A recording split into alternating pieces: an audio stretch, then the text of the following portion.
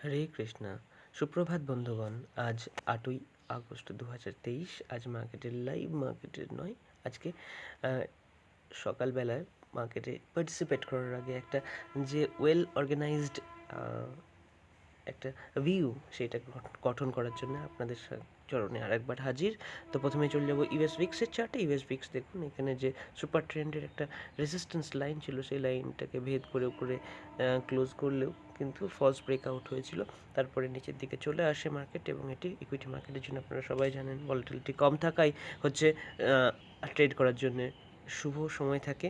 Volatility high থাকলে যে অশুভ সেটা তেমন নয়, তার জন্যে খেলোয়াড়কে অনেক পাকা হতে হয়। যাই হোক, মানে যারা ট্রেডার তাদের জন্য সুবিধা শুরু হয়, যারা বিশেষ করে অপশন বাই করেন। যাই হোক, ইউএস 10 ইয়ার বন্ডিল্ড রেঞ্জের দিকে আসার চেষ্টা করছে। ব্রেকআউট হয়ে গেছিলো এই 4.076 লেভেলে, তার উপরে মার্কেট চলতে শুরু করে একটু রিট্রেস করেছে। দেখা যাক, যদি নিচের দিকে আবার আসতে শুরু করে এবং 3.8-এর কাছাকাছি আসে তো মার্কেটের জন্য তো খুবই ভালো হয়, সংকেত সেটি ভালো হয়। ইউএস অয়েল অর্থাৎ ক্রুড অয়েলের চার্টেও আমরা স্ট্রেংথ দেখতে পাচ্ছি। স্ট্রেংথ কিন্তু এখনও পুরো দমে রয়েছে। মার্কেট এই যে 83.25-এর লেভেল একটা রেজিস্ট্যান্স, প্রিভিয়াস রেজিস্ট্যান্স আর রয়েছে, সেখানে এসে মার্কেট পজ নিয়েছে। তো দেখা যাক এখানে যদি ডাবল টপ হয়, অর্থাৎ ডাবল টপ কখন হবে, যখন এই রকম একটি ফর্মেশন হয়। ডাবল টপ যদি এইভাবে ফর্মেশন হয় তারপরে নিচের দিকে আসে, সেক্ষেত্রে মার্কেটের জন্য ভালো। অন্যথায় মার্কেটে কিন্তু যদি ব্রেকআউট সত্যি সত্যি কাজে লেগে যায়, সেক্ষেত্রে কিন্তু মানে ব্রেকআউটটা যদি ট্রু হয়, সেক্ষেত্রে মার্কেটের প্রেশার আসবে। ইকুইটি মার্কেটের কথা আমি বলছি। ইউএস 100 অর্থাৎ ন্যাসড্যাকের চার্টে এখনও সেভাবে স্ট্রেংথ দেখা যায়নি, কিন্তু এখানে একটি সাপোর্ট লাইন রয়েছে, অর্থাৎ এই সুপার ট্রেন্ডের সাপোর্ট লাইনে সাপোর্ট নিচ্ছে মার্কেট। এটি মার্কেটের জন্য ভালোই, খারাপ কিছু নয়। S&P 500 স্ট্রেংথ দেখতে পাচ্ছি। নিচের লেভেলে যে আমাদের সুপার ট্রেন্ডের নিচের লাইন ছিল, পজিটিভ লাইনটা ছিল, সেই পজিটিভ লাইনে ও সাপোর্ট নিচ্ছে, সেটি ভালো দিক। ইউএসের মার্কেট ইউকের মার্কেট, এটা ইউকের মার্কেটে আমরা স্ট্রেংথ পুনরায় আসতে দেখছি। রেজিস্ট্যান্স লাইন রয়েছে 7565-তে, সেখানেই মার্কেট ট্রেড করছে। এটা মেক অর ব্রেক লাইন হয়ে যাবে। এটা যদি ভেদ করে উপরের দিকে চলা শুরু করে, সেক্ষেত্রে আমরা 7695-এর জন্যে আমরা টার্গেট নেব। আর নিচের দিকে যদি ব্রেক করে যায়, সেক্ষেত্রে 7300-র দিকে মার্কেট আসতে পারে। ডাউ জোন্সে দেখতে পাচ্ছি দুর্দান্ত বুলিশনেস। এখানে গত ট্রেডিং সেশনে অর্থাৎ 7th অগস্টে একটি অলমোস্ট এনগালফিং প্যাটার্ন ক্রিয়েট হয়ে গেছে। এনগালফিং হয়নি, তবে স্ট্রেংথ রয়েছে, এনগালফ করেনি। এখানে রেজিস্ট্যান্সও ফেস করবে 35,500-র কাছাকাছি। যাই হোক, দেখা যাক তারপরে পরিস্থিতি কী হয়। ইন্ডিয়া ভিক্সের চার্টে আমরা দেখতে পাচ্ছি যে এখানে স্ট্রেংথ নয়, স্ট্রেংথ দেখালেও আমাদের যে নেগেটিভ ট্রেন্ড লাইন রয়েছে, ট্রেন্ড লাইনকে বারবার মার্কেট কিন্তু রেসপেক্ট করেছে। তো দেখা যাক, এটি নিচে যতক্ষণ আছে মার্কেট কিন্তু বুলিশই রয়েছে। আমাদের ওভারঅল প্যাটার্ন মার্কেটে বুলিশ রয়েছে। ভারতের 10 ইয়ার বন্ডেল ভারতের একটু মাথাচাড়া দেওয়ার চেষ্টা করছে। এই রেঞ্জটা একটা রেজিস্ট্যান্স জোন হিসাবে কাজ করবে, পুরনো সাপোর্ট যেহেতু রয়েছে। সুতরাং এখানে মার্কেট 7.2-এর কাছাকাছি মার্কেটে একটু প্রেশার আসতে পারে, এবং সেটি ভালোই হবে, খারাপ কিছু নয়। ইন্টারেস্ট রেট কম থাকাই ইকোনমির জন্য ভালো। নিফটি, গিফট নিফটিতে সামান্য স্ট্রেংথ রিগেইন করেছে। ডলার ইন্ডেক্স নিচের দিকে সামান্য এসেছে, এবং ওর সাপোর্ট লেভেল হচ্ছে 101-এর কাছাকাছি। তো মার্কেট নিচের দিকে আসলেই সুবিধা হয় যারা ইনভেস্টার তাদের জন্যে। ইউএসডি আইএনআরে সেই রকম পতন কিন্তু আমরা দেখতে পাইনি, যতটা উইকনেস ডলার ইন্ডেক্স দেখিয়েছে। মার্কেট রেঞ্জ বাউন্ড রয়েছে। মার্কেটে এই ছোটো রেঞ্জের মধ্যে যতক্ষণ ট্রেড করছে, ততক্ষণ এটা মনে রাখতে হবে, একটা স্প্রিংকে যদি ছোট করা হয়, তাতে যেমন পোটেনশিয়াল এনার্জি অর্থাৎ স্থির শক্তি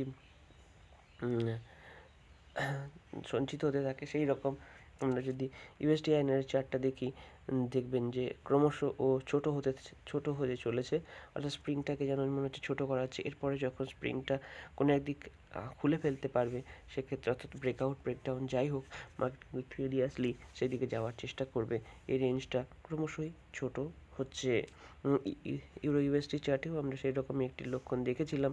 তারপরে ইউরো ইউএসডি কিন্তু ব্রেকআউট দিয়েছিল, ব্রেকআউট দেওয়ার পরে সে ব্রেকআউট সাস্টেন করেনি, নিচের ট্রেন্ড লাইন, নিচে একটি সাপোর্ট লাইন রয়েছে, এই সাপোর্ট লাইনে মনে হচ্ছে সাপোর্ট নিয়ে আবার উপরের দিকে যাওয়ার চেষ্টা করবে। Baltic dry index absolutely flat রয়েছে, এবং ফ্ল্যাট ট্রেডিং হওয়ার ফলে আমরা যেটা দেখতে পাচ্ছি যে ইকুইটি মার্কেটে আগের মতন আর স্মুথ সেলিং হচ্ছে না, অর্থাৎ মাখনের মতন যে উপরে যাওয়া সেটা চলছে না। বিটকয়েন চার্টে আমরা রেঞ্জ বাউন্ড ট্রেডিং দেখছি, কিন্তু সামান্য বেয়ারিশ সেন্টিমেন্ট রয়েছে। আমাদের বেয়ারিশের টার্গেট হলো 28,414, মনে হচ্ছে সেখানে সে একবার সাপোর্ট নেবে।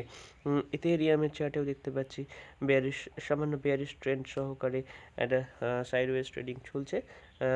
গোল্ডের চার্টে আমরা দেখতে পাচ্ছি যে 1900-র কাছাকাছি ওর সাপোর্ট রয়েছে, একটি অ্যাকুমুলেশন জোন রয়েছে 1950-এর কাছাকাছি।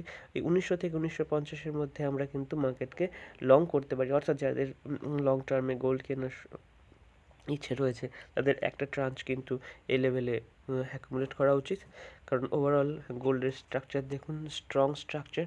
সেক্ষেত্রে আমরা যদি ট্রেন্ড লাইন এঁকে নিই, ট্রেন্ড লাইনটা দেখবো যে এখানে সঠিক জায়গাতেই আমরা রয়েছি ট্রেন্ড লাইনের, তাহলে মার্কেটকে কেন আমরা দেখুন একদম কপি বুক স্টাইলে মার্কেট যাচ্ছে, সেইভাবে আমাদের এখানে অ্যাকুমুলেশন জোন ক্রিয়েট হয়। তো আপনাদের অ্যালোকেশন যদি বাড়ানোর থাকে, মনে হয় এখন বাড়ানোটা ঠিক হবে। ব্যাঙ্ক নিফটিও দেখছি যে ওর যে একটা বড় রেঞ্জ রয়েছে 40,300 থেকে 45,300-র মধ্যে, সেখানেই মার্কেট পুনরায় চলে এসেছে। এবং এখানে মার্কেট যতটা সময় অতিবাহিত করবে, আপনারা যারা থিটা ট্রেডার, অর্থাৎ যারা অপশন সেলার্স, তারা কিন্তু স্ট্র্যাঙ্গল এবং স্ট্র্যাডল উভয় স্ট্র্যাটেজিতেই দাঁড়িয়ে থাকতে পারবেন।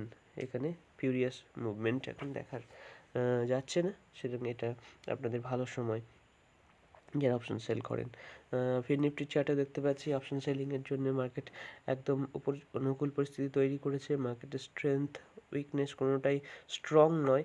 20,000 থেকে 20,300-র মধ্যে বেশ কয়েকদিন ধরে মার্কেট ট্রেড করছে, এবং এই জায়গায় আমরা অপশনের সেলার হয়ে যেতে পারি।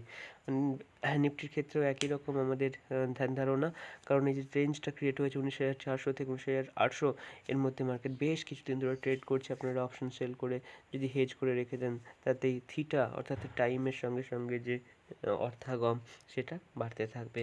শেষে চলে যাবো সেন্সেক্সের চার্টে। সেন্সেক্সের চার্টও যে রেঞ্জ রয়েছে সেই রেঞ্জে পুনরায় প্রবেশ করেছে।